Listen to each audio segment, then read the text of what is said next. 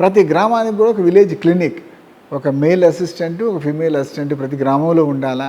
ఎమర్జెన్సీలకి చిన్న చిన్న జ్వరాలు వచ్చిన దానికి, లేకపోతే క్రానిక్ పేషెంట్స్ని మానిటర్ చేయడానికి మనకి ప్రతి గ్రామంలో ఈ క్లినిక్ ఉంటేనే ఉపయోగం అని చెప్పి ప్రతి గ్రామానికి ఒక పక్క విలేజ్ క్లినిక్ కట్టించి మరి ఇద్దరు ఫంక్షనరీస్ని అక్కడ పెట్టడం జరిగిందండి. ఇవి అగైన్ ఇందాక నేను అన్నట్లు హెల్త్ కూడా ప్రైవేట్ ఫోకస్, కార్పొరేట్ ఫోకస్ నుంచి మరలా పబ్లిక్ సెక్టర్ వైపు తీసుకురావటం అనేది.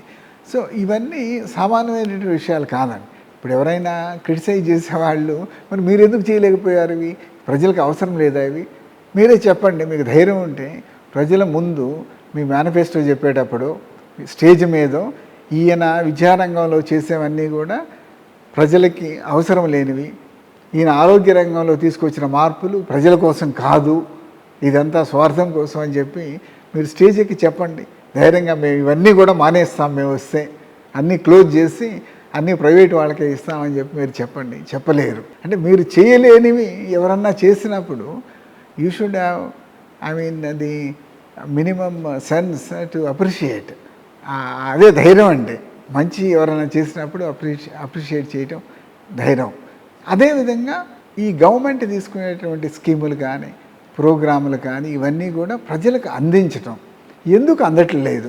ఇప్పుడు రాజీవ్ గాంధీ గారు పబ్లిక్గా చెప్పడం జరిగింది, మేము ఢిల్లీలో ₹1 డబ్బు ఇస్తే 15 పైసలు కూడా కింద గ్రామాలకు చేరటం లేదు అని చెప్పి ఒక ప్రధానమంత్రి ఈ దేశానికి పబ్లిక్గా ప్రజల ముందు ఉంచడం జరిగింది.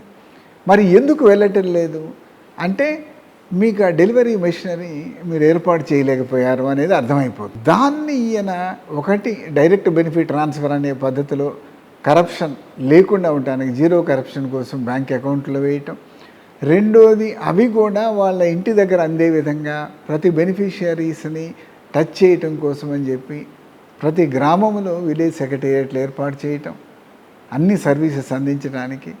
ఆ తర్వాత ఇంకా ఫర్దర్గా ప్రతి 50 ఇళ్ళకు కూడా వాళ్ళతో లయేషన్ పెట్టుకుని వారి అవసరాలు తీర్చడం కోసం వాలంటీర్ సిస్టమ్ ఏర్పాటు చేయడం జరిగింది. దాన్ని ఇప్పుడు దేశమంతా అప్రిషియేట్ చేస్తున్నారు.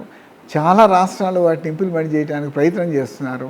నాకు ఛత్తీస్గఢ్ నుంచి నన్ను అడిగారండి, మీ హెల్ప్ కావాలి, కొంత కన్సల్టెన్సీ లాగా, ఫార్మల్ కన్సల్టెంట్ కాకపోయినా ఇన్ఫార్మల్గా మేము ఈ ఆంధ్రాలో చేసినటువంటి మార్పులు కొన్ని రిఫార్మ్స్ మేము కూడా తీసుకురావాలనుకుంటున్నామని నన్ను అప్రోచ్ చేయటం జరిగిందండి. అట్లా చాలా రాష్ట్రాలు, తమిళనాడు స్లోగా విలేజ్ సెక్రటేరియట్ సిస్టమ్ ఒక సైడ్ నుంచి మొదలుపెట్టి కొద్ది కొద్దిగా ప్రతి సంవత్సరం కొంత చేసుకుంటూ వెళ్ళాలని నీతి ఆయోగే చెప్పినవని. ఇవన్నీ కూడా అద్భుతమైనటువంటి మార్పులని. ఆ విధంగా లోకల్ గవర్నెన్స్లో ఈరోజు ప్రజలకు కావాల్సిన సర్వీసెస్ ఇంటి దగ్గర ఇవ్వగలుగుతున్నారు. ఈ మధ్య చిత్తూరు జిల్లా కొన్ని జిల్లాలు వెళ్ళినప్పుడు ఓపెన్గానే ఏముంది అంటే, సార్ మా తాత చనిపోయాడు, అయితే మేము అడగకుండానే 3 రోజుల్లో ఇంటికి తీసుకొచ్చి డెత్ సర్టిఫికేట్ ఇచ్చారు.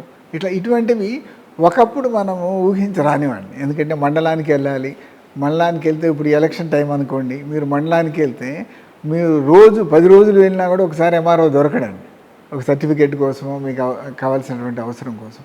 అటువంటిది మీకు 24 hours మీ కళ్ళ ముందు మీ ఇంటి దగ్గర ఇంటికి తీసుకొచ్చి డెలివరీ చేసే వ్యవస్థని ఏర్పాటు చేయడం జరిగింది.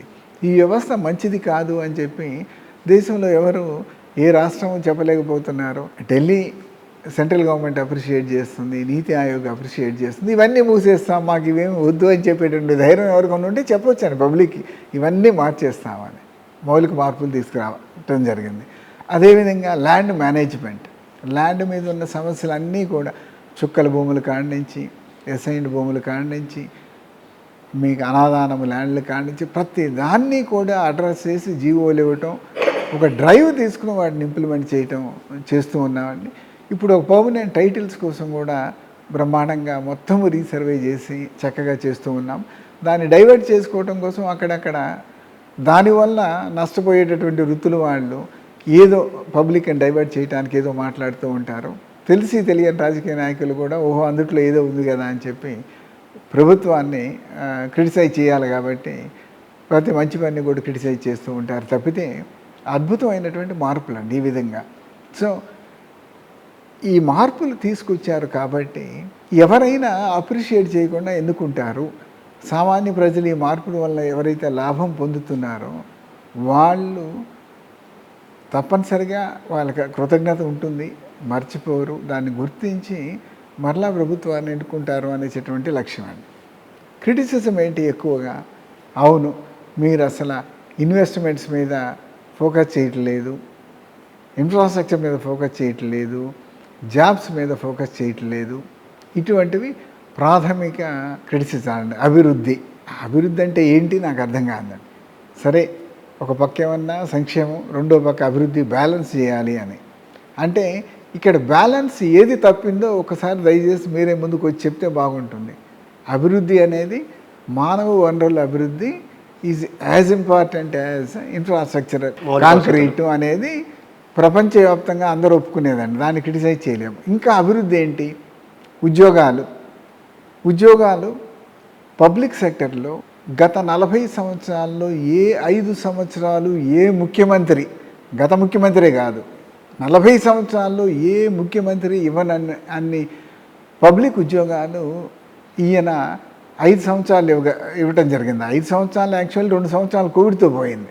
అయినప్పటికీ కూడా 2 లక్షల పైచిలకు ఉద్యోగాలు, పబ్లిక్ ఉద్యోగాలు, పర్మనెంట్ ఉద్యోగాలు పబ్లిక్ సెక్టర్లో ఈయన ఇవ్వటం జరిగింది.